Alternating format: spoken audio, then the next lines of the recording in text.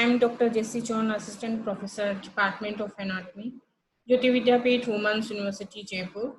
And today we are discussing anatomy of cerebrum. After the session, if you found any query, any doubts, please mention it in comment box and it will be resolved very soon. So cerebrum is the largest part of our brain and it has two large hemispheres and that is occupy the anterior and middle cranial fossa and the supratentorial region of the posterior cranial fossa. तो जो cerebrum है largest part होता है brain का, ये to hemisphere में divided होता है जिनको left and right cerebral hemisphere बोलते हैं। और जो क्रेनियल फोसा है उसका जो एंटीरियर मिडल पार्ट तो कम्प्लीटली ही, बट जो पोस्टीरियर पार्ट होता है उसका सेप्राटेंटोरियल रीजन भी ये ऑक्यूपाई करता है। उसके अंदर ये अपना उसमें अपने आप को प्लेस्ड रखता है। Each cerebral hemisphere consists of a surface layer of gray matter called the cerebral cortex and a central core of the white matter. जो cerebral hemisphere होते हैं उसमें एक surface layer होता है और एक central layer होता है। जो surface जो layer होता है वो gray matter का बना हुआ होता है और जो central core होता है वो white matter का बना हुआ होता है और जो surface जो gray matter का बना हुआ होता है उसको हम cerebral cortex बोलते हैं। Basal part of the latter are located large masses of gray matter that is known as basal nuclei या ganglia। जो बेसल पार्ट होता है इसका वो लार्ज मासेस के रूप में होता है जिसको हम बेसल न्यूक्लिया बोलते हैं। तो सबसे पहले हम सेरेब्रम को देख लेते हैं कि किस तरीके से हमें ये टू पार्ट दिखाई दे रहा है, right hemisphere and left hemisphere हमें दिखाई दे रहे हैं। तो ये सबसे बड़ा पार्ट है। अगर अपन सेरेब्रम को देखते हैं ये ब्रेन है, अगर ब्रेन के सबसे बड़े पार्ट में इसने अपने आप को बड़ा पार्ट है इसका एक जो पार्टीशन है जो ब्रेन का बनाने का इसमें उसमें काफी लगभग 80-85% हम देख पा रहे हैं। Two hemispheres are partially separate from each other by a deep medial longitudinal fissure and that fissure called longitudinal cerebral fissure। तो ये हम देख ही रहे हैं कि दो हेमिस्फेयर हैं दोनों के बीच में और एक फिशर है जिसको लॉन्गिट्यूडिनल उस डायरेक्शन में है तो हम इसको longitudinal cerebral fissure बोलेंगे। A massive commissure that is called corpus callosum whose fibers interconnect the corresponding cortical area of the two cerebral hemisphere that lies in the floor of the fissure। तो हम इस picture में देख रहे हैं ये corpus callosum है जो cortical जो लेयर है दोनों के बीच में इंटरकनेक्ट रखता है और हमने पढ़ा है कि इसका जो सरफेस लेयर होता है वो cortical लेयर होता है, जो सेंट्रल कोर होता है वो ग्रे मैटर से वो ग्रे मैटर से बना हुआ होता है।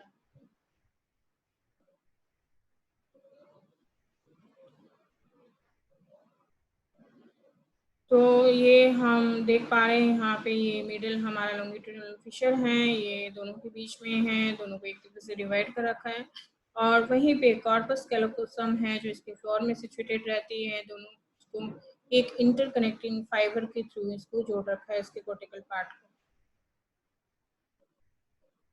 Surface of the cerebral cortex is convoluted and it has a series of elevation that is called gyri and that separated from the shallow depression that is sulci and deep grooves that is called fissures। तो यहाँ पे हम देख रहे हैं कि जो elevation है हमें दिखाई दे रहे हैं इसमें, अगर हम देख रहे हैं इस तरीके से ये एलिवेशन हमें दिखाई दे रहे हैं इस तरीके से, जिसमें कुछ हमें शैलो डिप्रेशन दिखाई दे रहे हैं, कुछ हमें ग्रूव्स दिखाई दे रहे हैं जिनको अलग अलग तरीके से बोला गया है। अगर एलिवेशन है जिनको हम गायरी बोलते हैं और जो एक डिप्रेशन के थ्रू या फिशर्स के थ्रू सेपरेटेड है एक दूसरे से and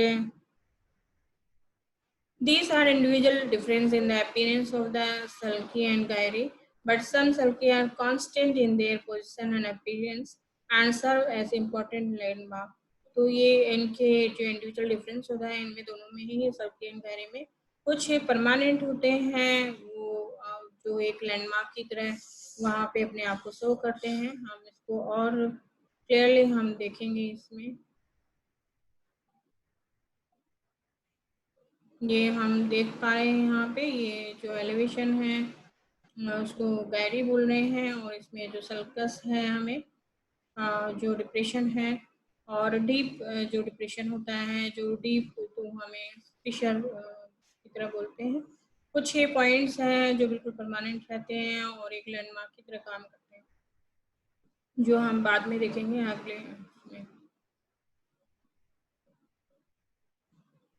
Superior lateral surface of the east cerebral hemisphere is divided into 4 lobes that is named after the overlying skull bones. जो superior lateral surface है, superior lateral surface का मतलब है ये superior portion है, these are lateral portion, ये 4 parts में divided है और उनके नामकरण भी जो बोन्स है इनको कवर कर रहे हैं उसके बेस पे इनको दिया गया है। अगर वो फ्रंटल जो बोन है, पैराइटल बोन है, ऑक्सीपिटल बोन है, टेम्पोरल बोन है, अगर इन्होंने कुछ पार्ट को कवर कर रखा है और उसके नीचे के पार्ट को उसी बोन के नेम के अकॉर्डिंग हम उस पार्ट को नाम देंगे।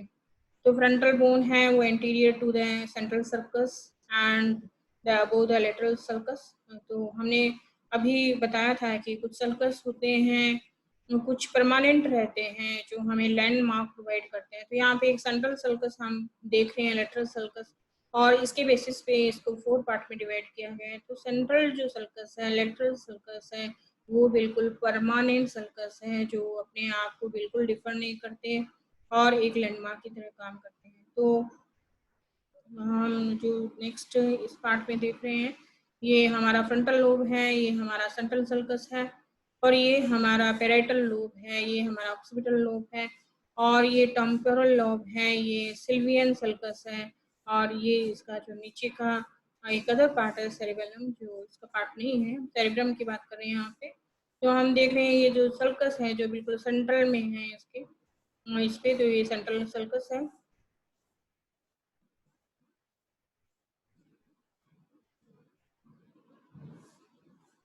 It is anterior to the central sulcus and above the lateral sulcus, and जो parietal lobe है posterior to the central sulcus and above the lateral sulcus, and occipital lobe की बात कर रहे हैं तो it is behind a line extending from the parieto-occipital sulcus, and temporal bone is below the lateral sulcus and in front of pre-occipital notch। तो ये हम देख रहे हैं यहाँ पे, ये हमने सेंट्रल सर्कस है, हमने देखा कि फ्रंटल लोब है इसके आगे की तरफ रहता है और वही पैराइटल लोब इसके पीछे की तरफ रहता है।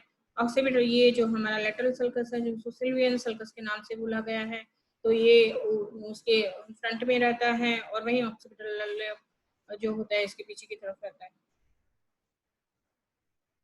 Frontal lobe is important for voluntary motor functions, motivation, aggression, emotion, affect, drive and awareness of the self।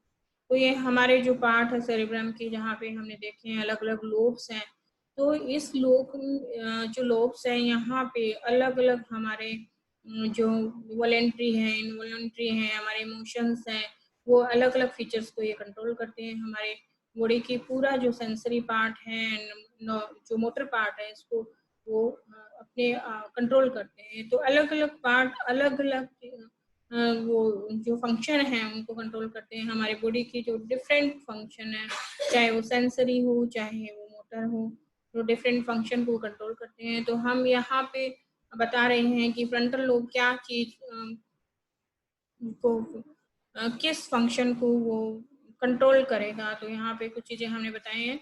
वहीं पे जो पैराइटल लोब है वो major centre for reception and evolution of the all sensory information except smell, hearing and vision. तो जो sensory information है सारों को वो रिसेप्ट करता है, इवोल्यूट करता है।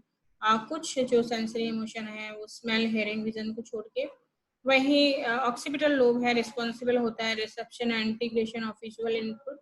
तो विजुअल जो पार्ट है, विजुअल जो फंक्शन है उसके रिसेप्शन इंटीग्रेशन के लिए ऑक्सीपिटल लोब एसेंशियल है। और टेम्पोरल लोब है वो रिसीव करता है, एवेल्यूएट करता है input for the smell and hearing and plays an important role in memory.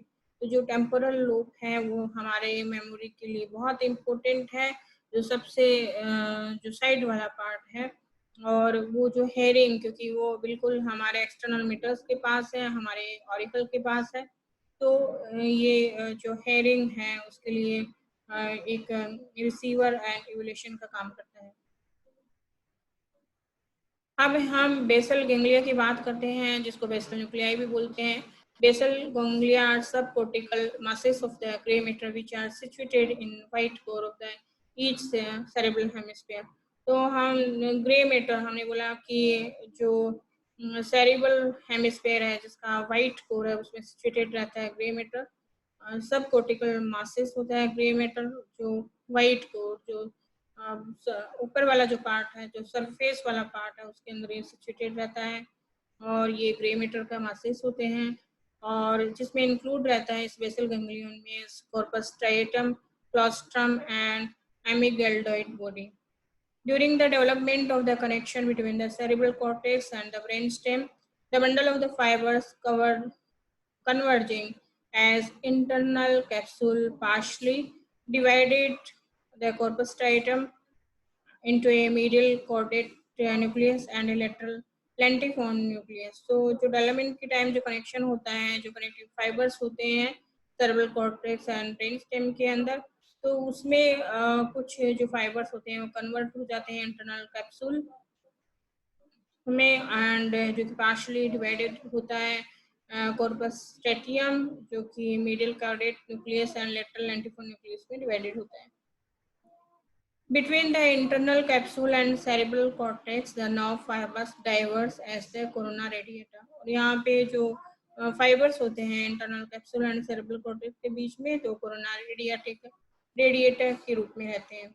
Functionally, the basal ganglia also include the subthalamic nucleus of diencephalon and substantial nigra and red nucleus of the midbrain। तो functionally जो होते हैं basal ganglion in जो है सबथैलेमिक and substantia Niagara और red nucleus को भी include करते हैं। बेसल गैंग्लिया का जो फंक्शन है वो क्वालिटी ऑफ मोटर परफॉर्मेंस को ये नियंत्रण में रखते हैं। तो इसको हम दूसरा भी इनका एक टर्म है एक्स्ट्रा पैरानोमल न्यूक्लियस, जिसको के नाम से जाना जाता है। तो हमारा बेसल गैंग्लिया हम दिखाई दे रहे हैं, ये हमारा कोर्टेक्स है, और इसके अंदर जो हमारा ग्रे मैटर का मास है ये है। तो ये globus pallidus thalamus and substantia nigra and cerebrum, तो ये भी इसको इंक्लूड करके रखता है इसमें। तो इस तरीके से हमारा सेरेब्रम हमारा कंप्लीट हो गया, और यहाँ पे असाइनमेंट है, इसमें आपको एक शॉर्ट डिस्क्रिप्शन देना है सेरेब्रम का कि सेरेब्रम है क्या, किस तरीके से हेमिस्फीयर में बटा हुआ है, क्या इसके अंदर जो एलिवेशन होते हैं उनका क्या नाम है, और किस तरीके से हमने इस पार्ट्स में बांटा है, इसको आपको यही लिखना है इसके अंदर। इसमें डायग्राम बनाने की जरूरत नहीं है। अगर आप इस पार्ट का डायग्राम बनाते हो या इस पार्ट का, जिसमें आप बता सकते हो कि एक आउटर लाइन बना के इस तरीके से डायग्रामेटिक आप शो कर सकते हो कि ये हमारा फ्रंटल लोब है, पैराइटल लोब है, ऑक्सीपिटल लोब है, टेम्पोरल लोब है, और इस तरीके से आप ये डिवाइड करके बता सकते हो कि इस तरह से हमारे 2 हेमिस्फीयर होते हैं सेरेब्रम में, और एक लॉन्गिट्यूडिनल जो फिशर होता है इसको 2 डिवाइड कर सकते हैं। तो ये आपका पार्ट है सेरेब्रम का, और एनाटमी है। अगर आपको कोई दिक्कत है, प्रॉब्लम है, तो please comment in comment box and we will resolve very soon. Thank you so much.